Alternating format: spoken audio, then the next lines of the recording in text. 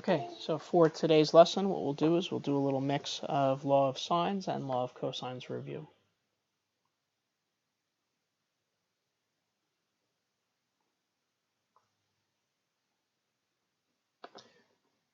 So today is the 2nd.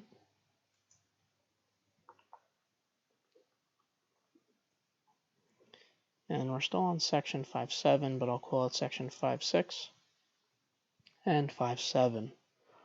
Law of sines, cosines review.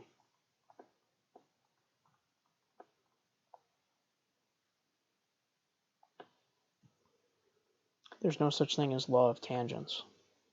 All right, so what we're going to do is whenever, let me say it like this. Whenever you're given A, B, and side A, you want to check for the number of triangles and then use law of sines.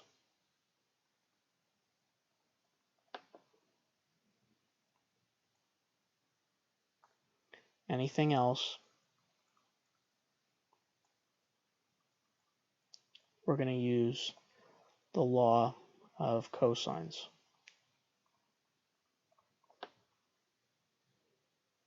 All right, so let's take a look at a few examples. All right, so example number 1 today. What if I told you angle A was 75 degrees,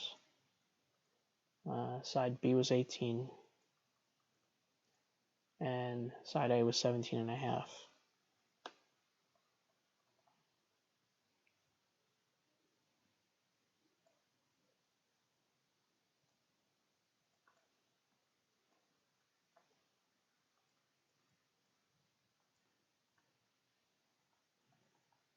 First thing we have to do is we have to find the height.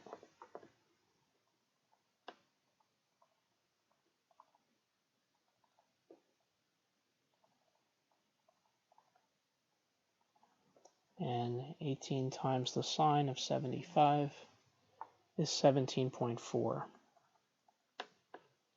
And side A is 17.5, the height 17.4, so side A is bigger than the height, which means the next step we do is we compare sides A and B. Side A is 17.5, side B is 18, so if side A was smaller than B, this is a two-triangle solution. So let's do this one. I'm going to go a little bit quicker through this because we've seen these kind of problems before.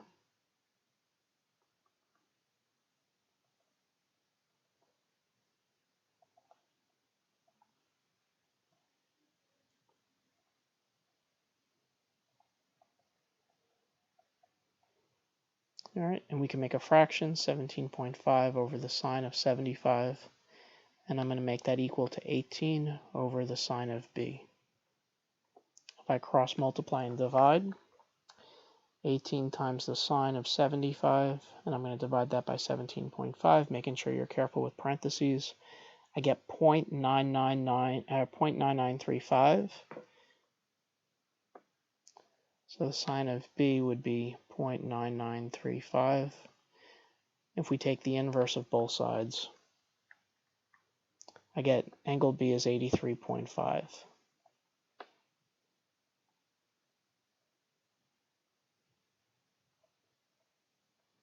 And if we do 180 minus angle A and B,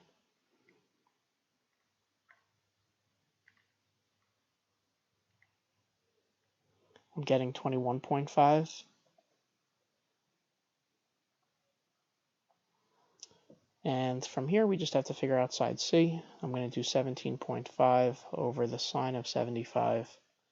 And I'm going to make that equal to side C over the sine of 21.5.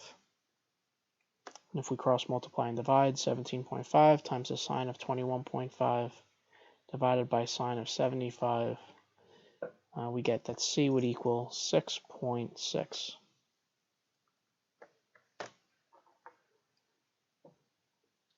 Now we did say that there were two triangles. So what I'm going to do is I'm going to draw another triangle. Looks like this. and like this. But I'm going to draw, instead of this side being 17.5, I'm going to draw this side 17.5.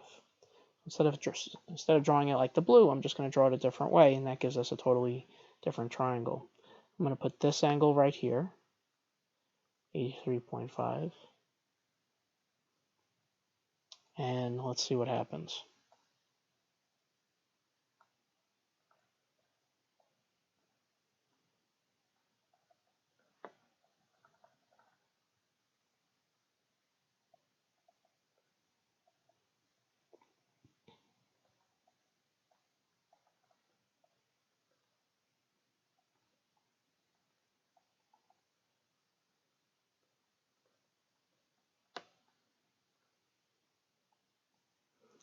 So I know quickly what we could do is we could find this angle.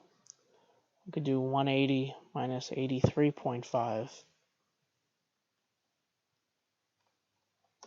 and that's coming out to 96.5.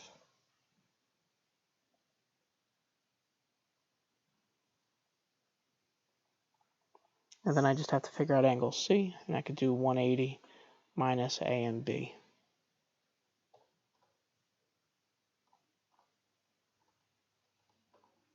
And that's just 8.5, a tiny little angle. It's acute, super acute.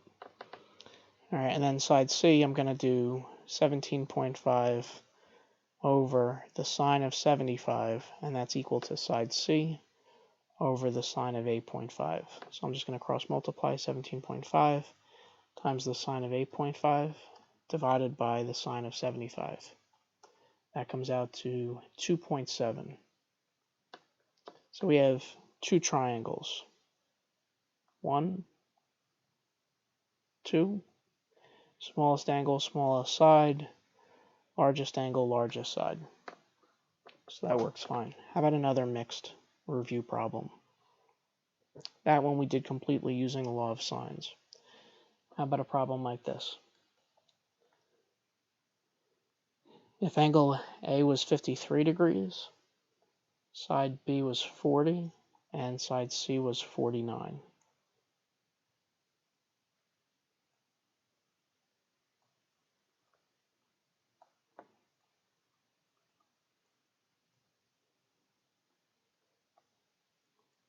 So you can see we can't make a full fraction because we don't have an angle and its opposite side.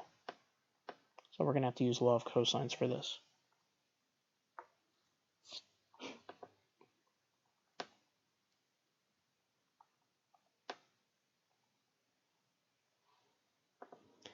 So we only have angle A. So what we could do is the only formula with angle A in it. So A squared is equal to B squared plus C squared minus 2BC cosine of angle A. A squared would be 40 squared plus 49 squared minus 2 times 40 times 49 times the cosine of 53.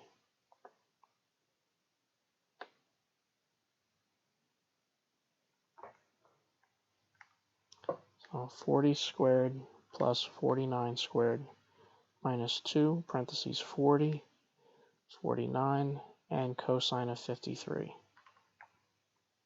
That's 1641.885. We take the square root of that exact number, square root second negative sign. I get 40.5.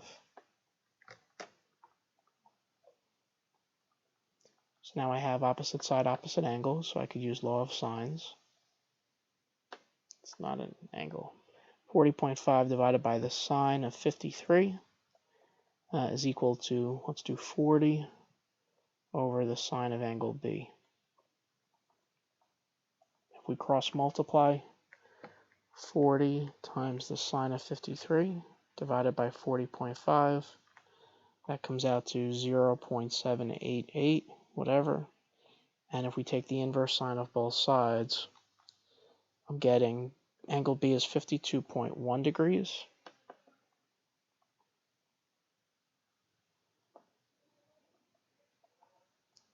So if we do 180 minus those two angles,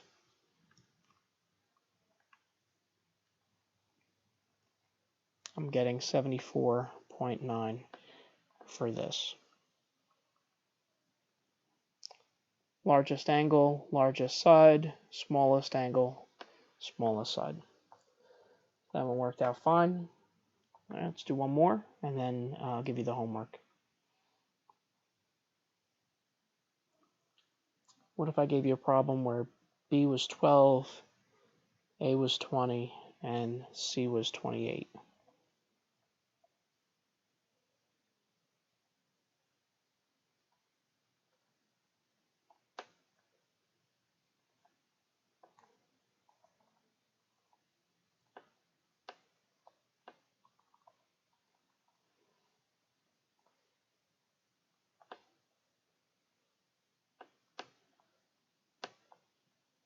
We always want to find the largest angle, so the largest angle would be opposite the largest side. So the cosine of C would equal A squared plus B squared minus C squared over 2AB. Cosine of C is equal to 20 squared plus 12 squared minus 28 squared over 2AB.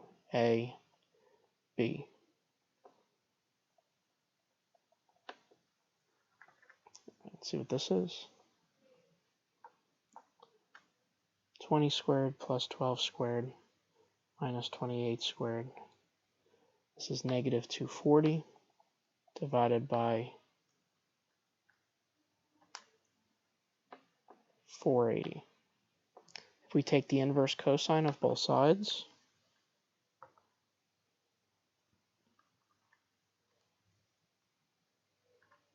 I'm getting 120 degrees.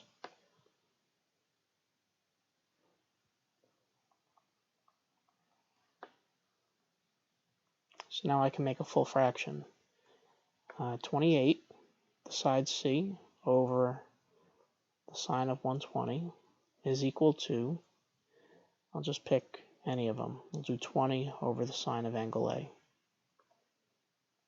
If we cross multiply and divide, 20 times the sine of 120 divided by 28, this comes out to be 0.6185, whatever.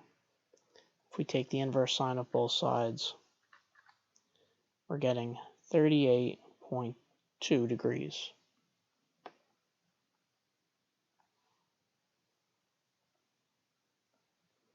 And then if we do 180 minus angle A and C, we get 21.8 degrees. Largest angle, largest side, smallest angle, smallest side. All right, so for homework, what I'm going to ask you to do, I'm going to give you some mixed review. It's going to be the study guide, 5.6, 5.7, and 5.8. Now, we didn't do 5.8, so what I'm just going to ask you to do is just do the front page, or just page 1. Don't worry about the back. Okay, so for homework, please have that done for tomorrow. Thank you very much. Have a nice day.